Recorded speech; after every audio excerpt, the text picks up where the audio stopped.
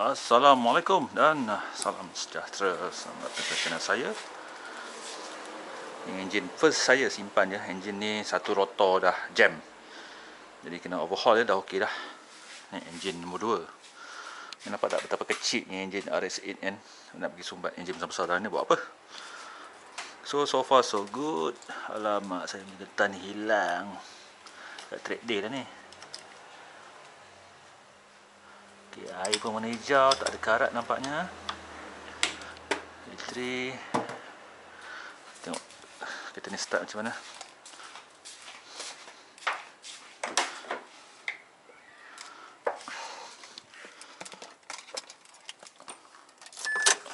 Bagi fuel pump jalan dulu.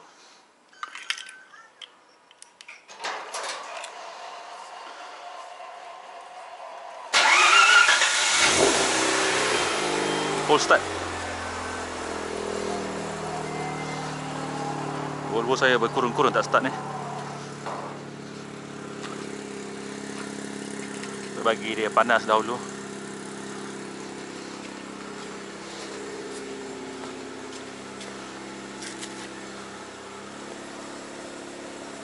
Oh, benda ni. Oh.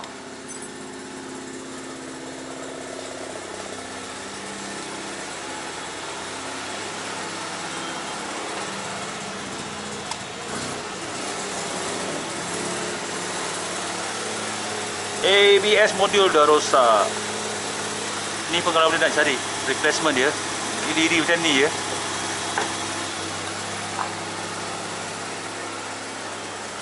Karat. Sebaik karat, bukan minyak. Karat tak apa. Jangan minyak dalam radiator.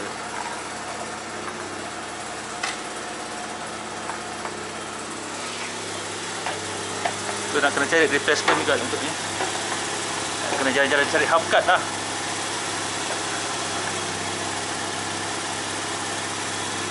Ini satu hari session nak membersihkan karat-karat ni. Ni sebab ditendang ke sana. Okey, jom. Cara nak tutup dia macam tu je. Jangan tekan pula dia kemek pula. Ini dia session terakhir. Ni kenapa dia padam ni? Tarik salah kot. Okey.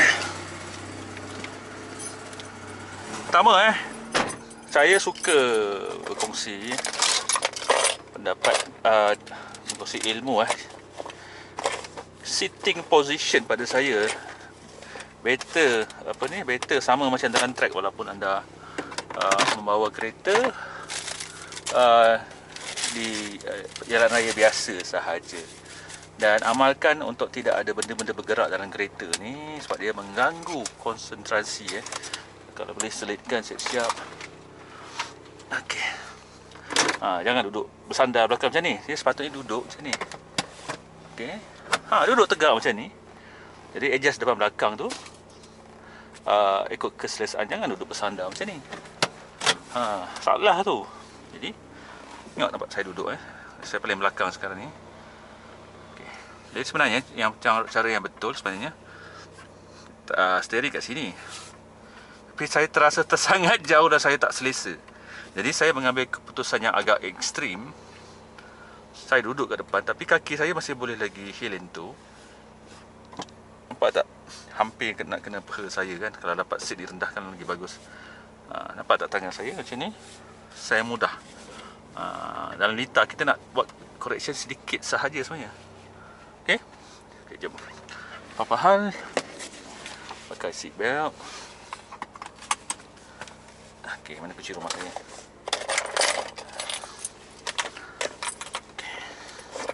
So hari ni topik yang saya nak bincang ialah apa nak kena buat selepas membeli RX8. Jadi minggu ni saja 3 orang. Minggu ni saja 2 minggu lepas ni 3 orang rakan lah follower saya di YouTube. Rakan lah jugalah rakan virtual beli RX8 auto lah, mostly auto. Ada seorang lagi tengah negotiate dengan saya ni. Bukan negotiate, tengah bertanya nak beli RX8 ni, Gen 1 ke Gen 2. auto ke manual. Jadi saya pun berbalas-balas message lah. Jadi kalau anda nak beli RX-8 boleh WhatsApp saya di 013 6767 057. Kalau call saya tak jawab. Data peribadi, saya suka WhatsApp. Itu saja. Okay, jom. Jadi pertama saya nak bercerita pasal sitting position. Tadi dah cerita lah kan. Jadi saya akan tunjukkan secara live ni kenapa saya suka duduk rapat dan tegak. Okay. Nak mata kena awas ke depan. Duduk lah macam perempuan tu bawa kereta di kedepan kan, sebabnya nak awas. Jadi pertama kita bawa kereta sebenarnya nak aware dengan apa yang berlaku di hadapan. Ni mata kita nak awas. Mata kena berkelip 10 kali. Dan itu pada saya rule pertama bawa kereta. Tak kisahlah lalita ke, dalam road ke, cermin pun adjust siap. RX ni tak mesra orang tinggi macam saya ni. Saya 1.8 meter. Pakai helmet dia terus. Macam mana ni? Sangkut kepala dekat bumbung. Jadi next mungkin saya nak pergi tokok racing kat Seri Damansara tu, buat kaki dan beli satu seat perlombaan khas untuk kita RX ni untuk track day. Dan kena cari juga saiz yang sesuai untuk diri saya. This membeli seat lumba ni adalah satu macam beli aksesoris lah, pakaian lah. Sebab kita nak track day, kita nak selesa-selesa yang boleh. Macam saya tak selesa sebab helmet sangkut dekat bumbung. Okey, kembali kepada apa benda yang saya suggest kalau dah beli RX, apa benda nak kena buat. Jadi standby duit pada saya sebab kereta ni kereta ni last production 2012, kereta saya ni 2003. Jadi kena expect lah ada banyak barang yang perlu ditukar. Kalau owner lama tu serahkan list barang, siap tarikh dengan resit tu, alhamdulillah lah dah boleh tahulah kan apa nak kena tukar. Tapi imagine anda beli kat used car, dia kata dia tak tahu apa-apa. Semua kata okey saja, cun cantik, laju. Jadi benda pertama, saya tak ada cakap benda pertama atau kedua lah. Pada saya ni list ni wajib lah. Tukar semua coil baru. Coil original. Yang ni kena pergi bengkel RX yang reputable lah. Cakap nak coil updated version untuk Gen 1 ataupun Gen 2 ikut kereta anda. 4 tukar, jangan tukar satu-satu pula. 4 tukar coil. Plug pun tukar betul-betulnya NGK Iridium for RX8. Coil, satu coil 300 dah rapat. Pasang lagi plug 600.5 ke 700 NHK Iridium original. Lepas tu starter bertukar terus, Gen 1 tapi updated version. Yang itu tukar dekat Hong Kong Ceras ada stok kot, yang jenis starter cepat pusing, ataupun starter generasi kedua. Starter bertukar, bateri tukar baru, bateri bertukar, cari yang high amp nya. Okay. Kemudian kita terus ke sistem penyajukan. Kalau boleh anda boleh spend radiator ganti baru original RX8 1600 tak silap saya dekat spare part. Sebab kereta ni panas. Kereta ni operasi dia memang panas. Memang kerja dia duduk dalam neraka. Enjin dia mengeluarkan banyak haba. Jadi bila banyak haba, cooling system pun akan bekerja keras kan, untuk pada belas tahun tersebut kan. Dia tukar radiator, tukar hose bawah, hose atas, tukar yang baru. Kalau boleh saya suggest yang original RX8 janganlah pergi pakai janganlah pergi pakai aluminium cak ayam pula. Sebab kita bukan nak pergi lintas Sepang kot hari-hari. Jadi paling tukar balik yang original. Untuk pakai air radiator yang memang untuk kereta ni Mazda dia ada FL22 proper lah, jangan lagi campur air pipe pula dalam tu. Betul tukar semua hose. Tukar. Saya kalau sebut tukar, semua tukar kan. Jadi ini kepengalaman. Okay. Power steering selalu hilang-hilang kan. Kereta saya alhamdulillah tak ada masalah power steering hilang-hilang. Kereta kawan saya masalah electrical. Jadi kalau ada bajet lebih, jangan tukar power steering dulu, tukar dulu power steering module. Jadi dua dia ada power steering module dan baru power steering. Itu pun satu punca masalah yang selalu dihadapi oleh Mazda RX8. Itu minyak hitam buang, minyak gearbox buang, minyak diff buang, ganti baru, pakai pen ride semua ke, pakai manual ke, tak kisahlah. Macam saya pakai SAE 40 Petronas ya, tak ada masalah pun. SAE tau, tak ada multi grade, single grade je. Pergi masuk track boleh clock 2 minit 56, tak ada masalah overheat. Lepas tu yang guna manual, better spend dekat clutch baru. Dan juga servis brake pump clutch pump brake pump pula. Clutch pump atas ni, clutch pump bawah ada dua tempat nak servis. Ini boleh buat kat pram USJ 1.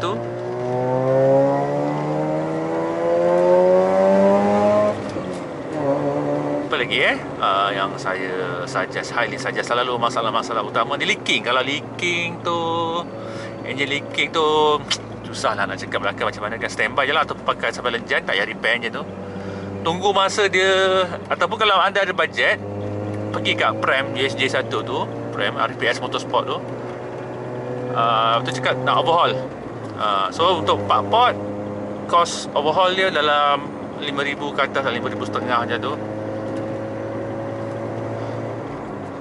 Apa lagi? Okey lah kot. Lepas itu baru nak solid. Lepas buat semua benda yang saya cakap tu, barulah kita start nak bagi cantik kita. Time tu tukar tayar dulu. Macam saya pakai rim original kipas tu, berapa lama lah saya masuk track banyak kali tu pakai rim standard tu, rim besi tu. Jadi jangan pakai RX ni, pada saya maintenance first, lawa kemudian. Jangan buat beli-beli je tukar body kit. Tu pantang lah pada saya lah, sebab kereta ni yang menjadi isu dia sebab orang tak pandai jaga. Beli sebab lawa, nak GT wing lah, nak body kit labur lah. Satu lagi, beli sebab nak kalahkan Honda Type R, tapi harga murah. Kereta ni mana ada boleh kalahkan Type R. Lembik kot enjin dia. Aduh, siapa yang bawa turun trip pun terkejut lah, kenapa lah enjin aku ni lembik. Tak kuat langsung. Memang tak kuat, saya akui enjinnya tak kuat, tak boleh nak melawan setiap Type R tu pun. Saya punya benchmark ni lah, original Honda FD2R. Memang jauh lah, berkampung-kampung kena tinggal lah kita ni. So nak lumba, cari FD2 saja. Yang tu boleh lah kot. Jadi jangan fikir beli RX nak laju. Kereta ni tak laju. Kereta ni lebih kepada enjoy driving sebab suspension. Itu je yang saya suka. Tengoklah saya kat straight lintas sepang video saya kat YouTube ni, kena tapau ya dengan Volkswagen Golf kan. Tak ada ni kah, tak ada apa cakap, tak ada peluang nak mengejar FD2R, tinggalkan kita sayur je. Tapi kat mana dia punya shine kat keseronokan driver. Saya sebagai driver melayan corner, sebab kereta ni tarik belakang. Lepas tu dia ada LSD. Lepas tu dia ada 6 speed, hampirlah close ratio gearbox. Dan paling penting, handling dia best gila kita ni. Kat situ saya sukalah. Steering asal dia ni jauh ke depan ke sini, saya tak suka. Jadi saya terpaksa pasang extender. Pakailah steering Momo Mod 30 saya ni. Okay. Jadi pakai RX ni, dia goal kena betul. Goal ialah untuk, pada saya, minat teknologi rotary, faham apa benda tu, teknologi di belakang enjin 13P MSP. Kena tahu kenapa MSP tu wujud, dan kena tahu kenapa Mazda menggunakan aluminium. Dia sebelum ni dia guna cast iron dan pendesak turbo, pakai turbo, single turbo pada twin turbo pada, tiba-tiba tukar NA. Jadi kena tahu lah kenapa, apakah sebab Mazda menukar dia punya approach dekat enjin. Dan kereta ni, target consumer dia siapa? Adakah dia target orang yang nak beli Porsche, ataupun dia target orang nak beli BMW 330i? Lain tu. Macam RX-7, siapa ni, Mazda target untuk orang beli Porsche 911 tu kan. Dia cakap, what about, kau fikir sekejap, ambil aku punya FD, RX-7 FD lah. Jadi kereta RX-7 tu targetnya pure motorsport enthusiast lah. Yang ni lebih kepada commuting sebenarnya. Jadi jangan fikir beli RX nak tapau segala-gala JDM kat luar kan. Jangan fikir macam tu. 1.3 cc NA pula tu. Jadi nak bagi dia sedap bawa kereta ni, banyak modal lah saya cerita. Nak bagi dia power delivery dia sedap, wah banyaklah modal. Jadi kena bersedia untuk extract power rotary ni. Kena sedialah untuk membocorkan poket anda tu lah, nak supercharge ke, nak turbo ke. Sebab kereta ni dah high compression untuk rotary dah. Pada saya NA dia paling high compression, dah tak ada lagi dah ruang untuk pergi lagi jauh. Jadi nak pergi lagi jauh, kena juga convert engine RX-7 FD tu masuk kat sini. Gunalah apa tu, dedicated ECU ke, yang tukar-tukar engine RX-7 masuk RX ni, rujuk kawan saya Prem di RPS Motorsport. Tu memang pakar lah dia. Asal saya servis kat sana dia, bila nak masuk engine FC ni saya cakap balik, kan saya bawa 300 terbang kita ni. Jadi saya, sebab tu saya maintain 13 BMSP ni.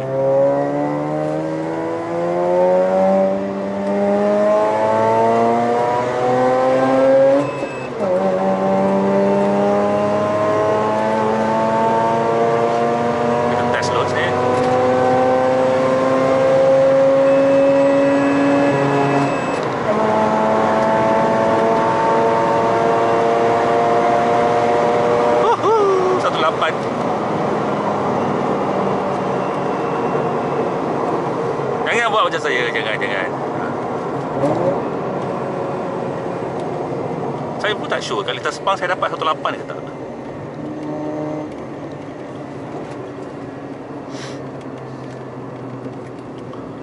Jom kita singgah bengkel kawan saya kejap. Apa ni, kita pergi makan. Saya nak makan dekat apa ni, dekat nasi royal, lemak royal daging hitam. Tu nanti saya akan shoot pakai handphone saya lah. Still saya memang sukalah mempromote belilah manual. Sebab rotary ni dia memang hidup dengan gearbox manual. Kalau pakai auto pun kena lenjan macam saya tadi tu. Kena lenjan juga, cari jalan yang selamat. Jangan over driving.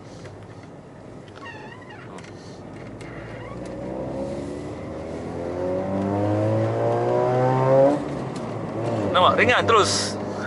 Minyak macam air lah. Okey, siapa yang tak pernah pakai rotary, full tank boleh pergi berapa bang? Abang Azril, saya cakap 300.5 je, ataupun 300 lah kalau bawa macam tadi kan. Mana boleh rotary bawa slow-slow. Jadi kena standby lah full tank 61 liter RM120 lah Road Notify kata saya ni. Boleh pergi 300 km. Dan saya pakai hari-hari kereta ni buat daily. Ada orang beli RX sebab dia terkejut dengan minyak dia yang dahsyat, dia simpan buat weekend car, lepas tu rosak sebab carbon build up dekat dalam enjin. Jadi dah beli rotary memang kena di daily kan, jangan tak daily. Okey. Ikut saya pergi makan dekat nasi lemak royal. Sebab tadi, semalam saya dah buat review nasi lemak royal. Hari ni saya teringat nak makan nasi lemak royal dengan daging hitam.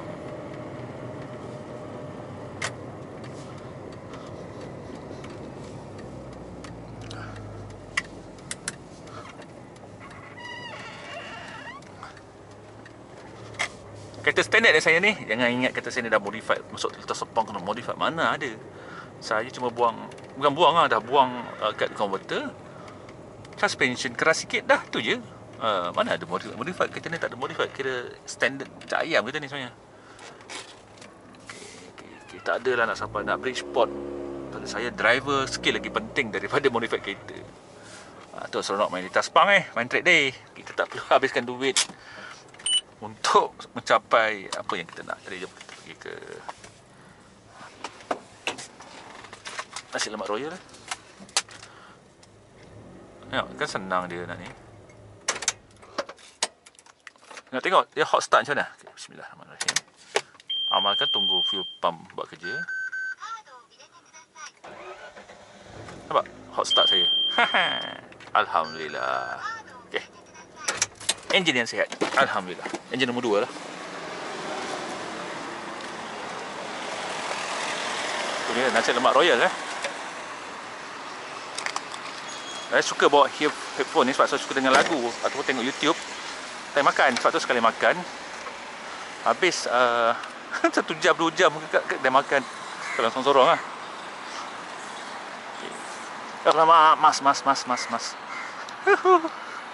Selalu tu lupa 5,000 tu.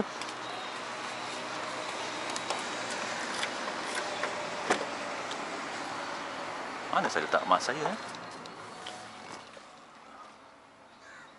Alamak, saya bawa emas ke tak bawa emas ni? Ada dekat bonet kot.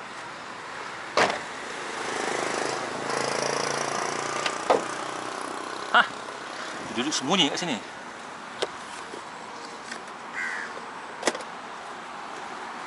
Okay, emas.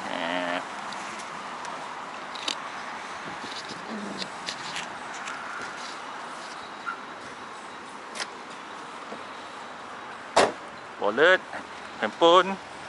Okay, jangan tertinggal.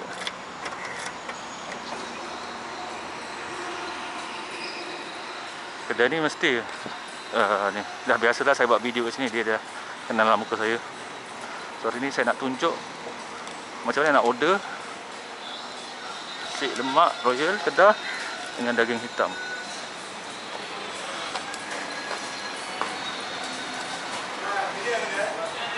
Buat video ni hari. Sudah lama tak buat video. Boleh ambil video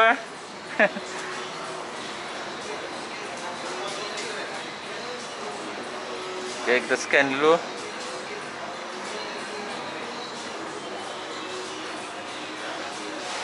Cek suhu. 26 cukup tu. Jadi nasi lemak royal.